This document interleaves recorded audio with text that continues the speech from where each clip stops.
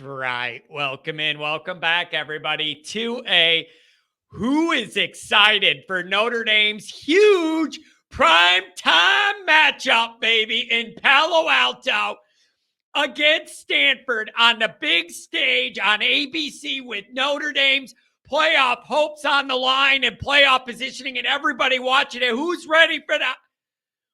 Oh, just kidding. We're on the dying Pac-12 network with 14 people watching and get the channel and 14 people in the stands against a dog bleep 3-8 Stanford team. There ain't much juice, but we got to cut it loose. Welcome into the show, people. Welcome in.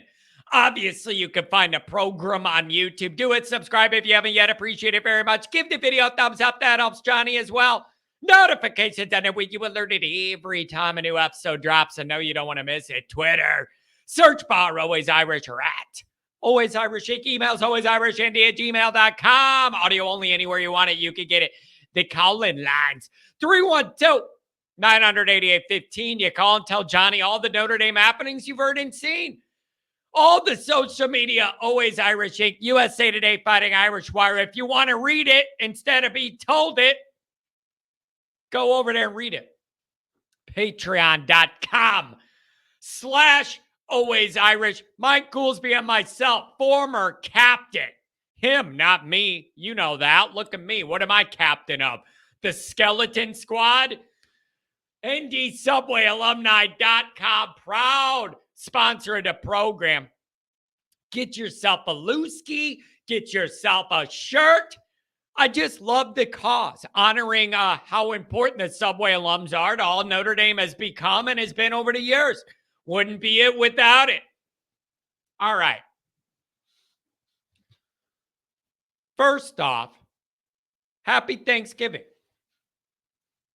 Happy Thanksgiving. And while Notre Dame's not reaching all their goals this year, we're not going to the playoff, we're not in a New Year's Six, we're not doing any of that. It's a tone of an undercurrent of general overall frustration with Notre Dame's year and where it's all at. We all acknowledge that. We should all be used to that. I'm still thankful. I'm thankful that I have this community. I'm thankful for the people in the community. I'm particularly thankful for my loyal group that helps me build out stuff, plan the events we do, help out. Many of my closest real life friends now are from this show, from Twitter and YouTube, and then we meet up at Notre Dame, and then they become friends. I talk to a lot of these people multiple times a week, text or on the phone. Like, I could not be more thankful just for this community and all of the nice people and families that I've gotten to meet. And these people become my real life friends. So that's what I'm thankful for. I'm not thankful for Notre Dame's record this year. That ain't on the list, but I'm thankful for all you guys and the community we have. At least if we're frustrated, we can do it together. So that's what I'm thankful for. All the support that's helped the show grow over the years and those relationships first and foremost. So that's what I'm thankful for. So thank all you guys for making that possible. Now, let's get into this depression bowl that we're in. And I say depression bowl like it is. It just is. Okay? This should be a time of the year where if you're a real team from the real world, you're getting more excited about what's to come, not less. Right? It should be about lock this one up and then see what playoff spot we got. Or at a minimum, lock this game up and then we see what great team we're going to play and we feel good about what we got to in a New Year's Six. That's what it should be. The fans should be reaching a crescendo of excitement going up. We don't have none of that. We don't have none of that. And it's just a really depressing way to limp out of this year that looked like it was going to have a lot of high-end promise. So this is the Depression Bowl. Let's just be honest. Sleepy night game in Palo Alto. There's going to be 14 people there. 14 people get the Pac-12 network to even be able to watch the game. So you're going to have a low in-person audience, a really low TV audience. They're 3-8, playing for nothing. They don't even have David Shaw to get me worked up and mad at. It's the Depression Bowl. And it's just really, it's just sad. It's just sad. Like every game's a big game. If your team is good, even if you're playing a terrible team, if your team's good, it turns into a big game because what you have on the line matters. And there are legitimate style points that matter at that point, right? But man, when you're out of it and they're out of it, there's no juice to get loose. There's no juice to get loose on this one. What do you want me to do? Sit down and break down the 3-8 Stanford roster? They're terrible. They're bad. And you know what? They were bad last year too, and they beat the shit out of you at your house. Trust me, I ain't acting like I'm looking down on that. I mean, they're a different level of bad. I'm just noting they were no good last year too, and they beat you at home. So maybe I should check myself before I wreck myself again. I'm just saying I can't be the only one who's just kind of ready for this regular season to be over. It's too frustrating to watch. And the ultimate irony of this is the ultimate Notre Dame. Only Notre Dame could put Johnny in this position. I'm so frustrated with Notre Dame's offense that now when they do something really good, it almost makes me mad. Not happy, mad. Oh, you're going to do play action more against Wake and it's working? Oh, you're going to throw the ball down the field a little bit? Oh, you're making an attempt to hit a guy with some yak, some room, scheme up some plays where there's room for a guy to have yards after the catch. You're going to do a trick kick and all that. I don't give a shit now. Too late now. Too late now. I don't care now. I needed all that offensive efficiency and creativity 3 losses ago. I needed the fake kick to steal a possession against Ohio State, not pile on Wake when you're already dead.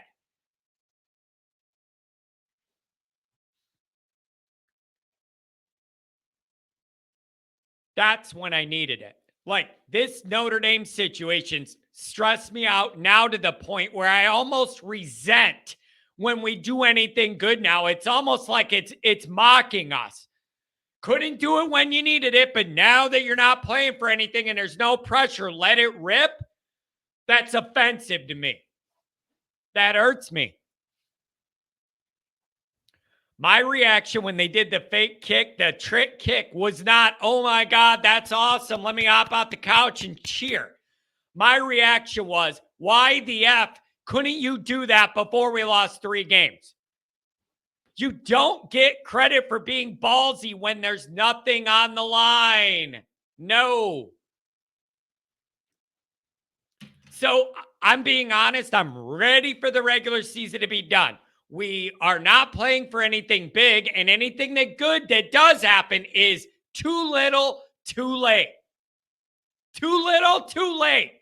Sorry, it just is. And I know that that's mean and probably immature, and I should grow up, and I should value that I get to watch a Notre Dame game because soon it's going to be a long time. But I know all that. Save it. I know all that. You don't need to preach all that to me. I'm just frustrated. And finishing out the year against this dead donkey 3-8 team, there's going to be 4 people there and just nobody could get it on TV. It's just going to be So I guess the best plan again is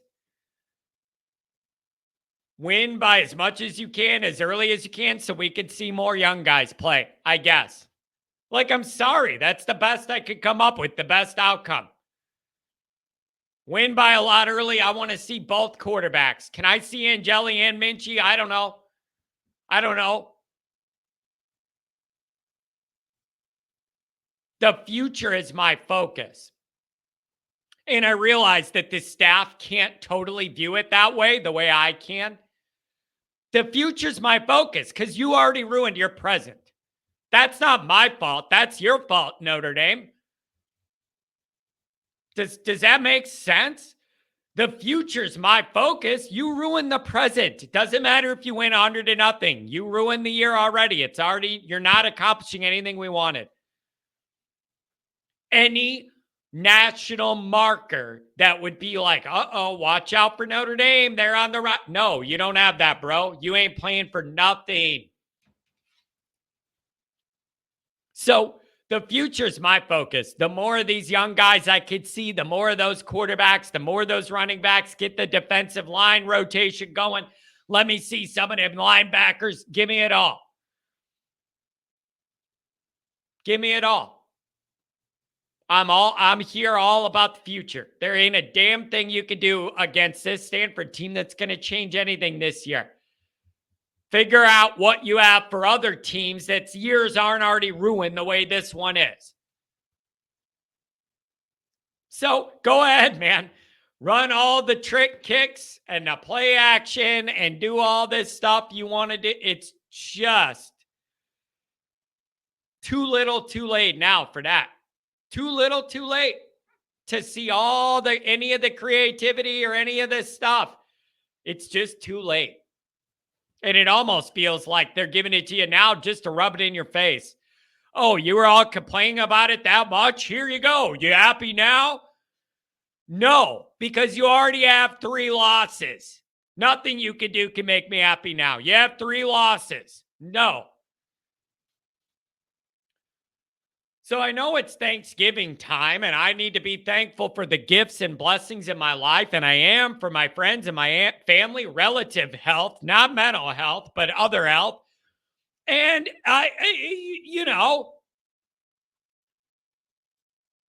this is a death march. This Stanford game is going to be sleepy. I mean, you're going to hear a loose cricket under the stadium. So there's no juice, no excitement. I want to see the future. I want the young guys to play. I don't care what you do. It's not going to register, move the needle. People are going to be mad the game ain't on a main TV station and then they don't get the Pac-12 network. All of this could have been avoided if you just took care of business. This should be a game that matters, and it should have national attention at the end of the year, and it doesn't. So it is what it is, you guys. It is what it is. So it's unfortunate. It really is. We should be trending up in excitement and for the postseason and it just should be reaching a building point, a fervor. Unfortunately, we're going the other way on this.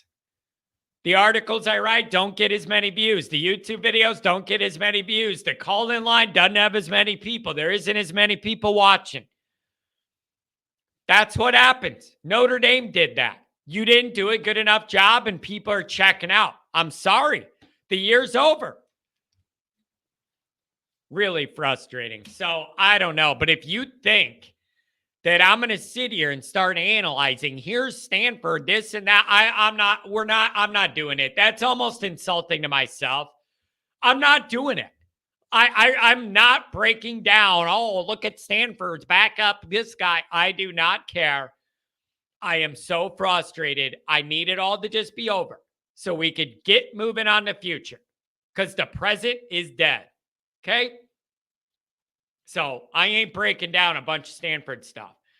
They're terrible. You just need to blow them out, get younger guys time. I don't care as long as you win by a lot. Like, just get through this. Depressing, though. No juice. Nobody there. Nobody could watch. Nobody cares. Not a good place to be. So I guess just win by a lot anyways. I don't know what else to say. I'm not trying to cop out. I'm just so beyond frustrated with all this. I'm over it. Let young guys play and win by a lot, I guess, is the plan. And then we'll see if anybody can watch it on TV. I don't know what else to tell you. Very frustrating dynamic.